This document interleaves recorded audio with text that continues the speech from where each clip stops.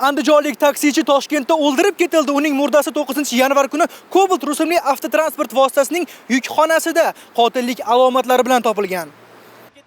Qidiruvda bo'lgan shaxs 7-yanvar kuni soat 17:55 lar atrofida Shahrixon tumanidagi avtoturargohdan bir fuqarodan 11.650 AQSh dollarini Toshkent shahridagi tanishiga olib borib berish uchun olgan hamda notanish bo'lgan 3 nafar yo'lovchilar bilan birga o'z avtomashinasida Toshkent shahar yo'nalishida ketib bedarak yo'qolgan. Tezkor qidiruv tadbirlari natijasida haydovchining murdasi 9-yanvar kuni Toshkent shahrida Cobalt rusumli avtotransport vositasining yukxonasidan qotillik alomatlari bilan topilgan. Mazkur holatga izoh olish maqsadida biz Bosh prokuraturaga yetib keldik.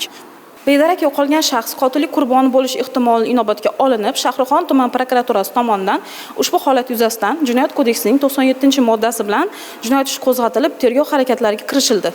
Jinoyatni fosh etishga qaratilgan tezkor tadbirlar natijasida 3 nafar gumonlanuvchi Qo'qon shahar hududidan ushlangan. Bu kun Akobir Misraliyev, Jahongir Yusupov, Toshkent.